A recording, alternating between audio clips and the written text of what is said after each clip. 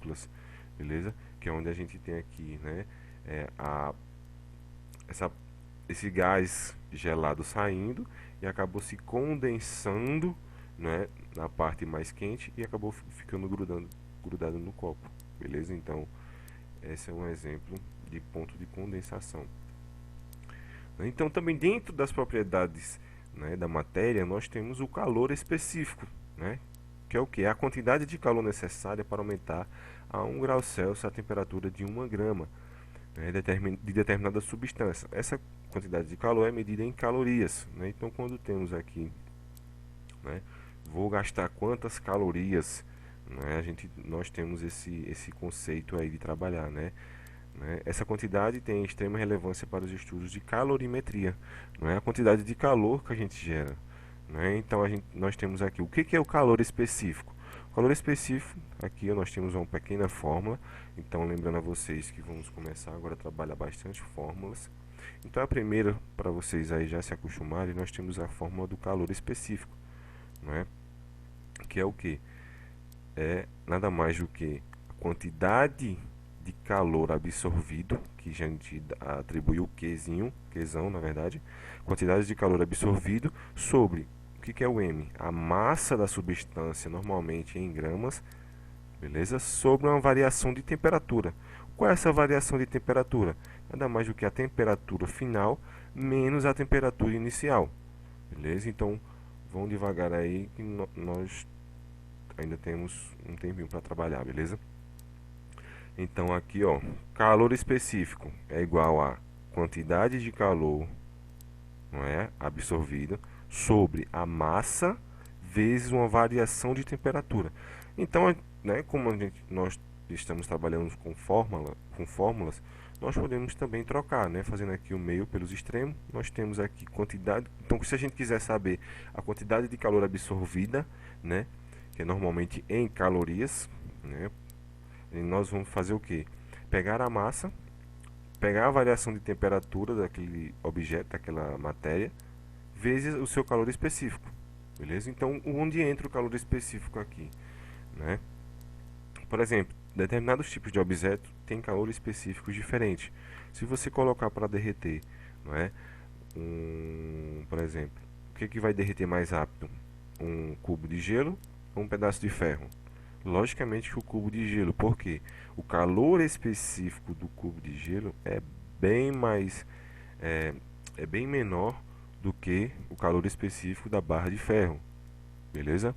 Outro exemplo, você pegar um quilo de plástico e botar 1 quilo de alumínio, né? Então 1 quilo de ouro e 1 quilo de ferro, então vai ter calores específicos diferentes para cada determinado tipo de matéria, entenderam? Então nós vamos utilizar essa fórmula aqui justamente para descobrir em determinados tipos de matéria essas quantidades de calor, esse calor específico. Também podemos trabalhar a massa para saber, também podemos trabalhar para descobrir a temperatura. Então, quando se trata de uma fórmula, podemos brincar um pouco com ela aí, né, nas nossas questões, para poder descobrir, não é, esses valores, beleza?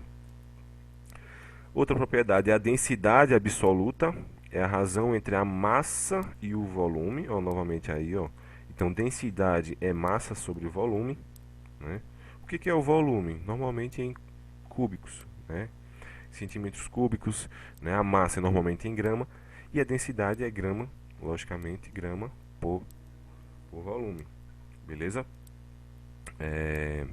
Então, o que é mais ou menos a densidade? Então, quando você joga um objeto, né, diferentes tipos de objeto, por exemplo aqui um objeto mais esponjoso, mais sólido, mais de metal, né? Por exemplo, quando você tenta misturar o óleo de cozinha com a água, você não consegue misturar porque eles têm densidades diferentes, né? E outras propriedades também que faz com que o óleo não se misture com a água, que vocês vão ver também mais à frente, né?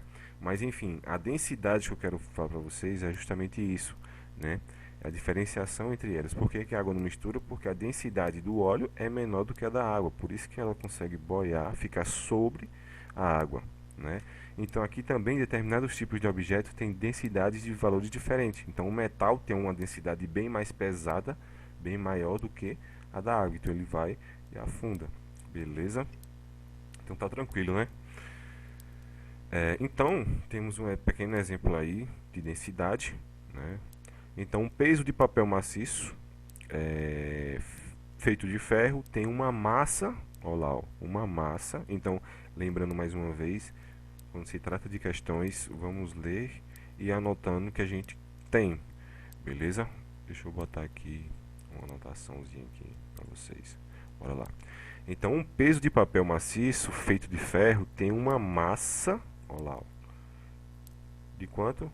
De 79 G. Então, a gente tem a nossa massa de 79 gramas. Nós temos um volume de 10 centímetros cúbicos. Então, nosso volume é de 10 centímetros cúbicos. Calcule a densidade do ferro. Então, a gente quer saber aqui, ó, o Dzão. Então, deixa eu apagar aqui. Deixa eu limpar. Limpei. Então, nós temos aqui densidade igual a massa sobre volume. Nós temos 79 sobre 10. Então, aí, a nossa densidade é de 7,9 gramas por centímetros cúbicos. Beleza? Então, se atentem às nossas terminações, né? Nossas unidades de medida aqui, ó. Gramas por centímetros cúbicos. Beleza? Próxima questão. Um minerador encontrou uma pepita de ouro puro de massa igual a 502 G. Aqui mais uma vez, a massa é igual a 502 gramas. 502 gramas. Sabendo que a densidade do ouro é de 19,3 gramas por centímetro cúbicos, então aqui, ó, nós temos a massa. O que ela me deu? Uma massa, M feio, mas e dá o que? Uma densidade, que é de que? 19,3. Então ele dá uma densidade aqui. Determina o que? O volume. Beleza? Então essa aqui tá tranquilo, né? Então temos aqui densidade é massa sobre volume. Temos a nossa densidade é 19,3 igual a nossa massa, que é 502, e a nossa o nosso volume, que é o que a gente está querendo saber, que é o que nós estamos querendo saber, na verdade, né? Aqui, substituindo aí, ó, dando um nome aos gados, né, nós temos o nosso volume de 26, né, centímetros cúbicos, beleza? Então, um cálculo bem simples aí, né? A nossa dificuldade é interpretar a questão, separar o que minha questão está pedindo para poder jogar na fórmula. Você sabendo, não é, o que minha questão está dando e você sabendo qual a fórmula utilizar, pronto. O resto é só matemática, beleza?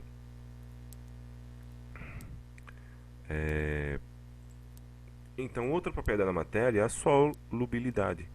Então, é a propriedade pela qual uma substância, no caso o soluto, a gente tem essa nomenclatura, se dissolve na massa e outro o solvente, né? Então, nós temos o soluto, a solução, beleza?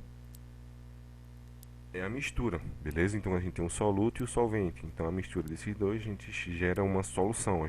Vamos preparar uma solução com água e açúcar. Vamos preparar uma solução com água, açúcar e sal, né?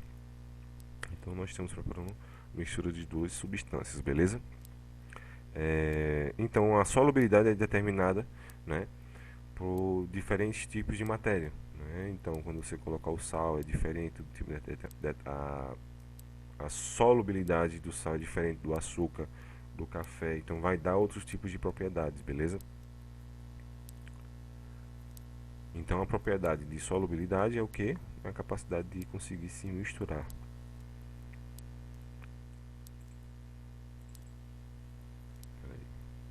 Pronto. A dureza é a resistência que a substância oferece ao risco, né? Uma matéria é mais dura do que a outra quando é capaz de riscá-la. Beleza? Então aqui nós temos uma pequena tabela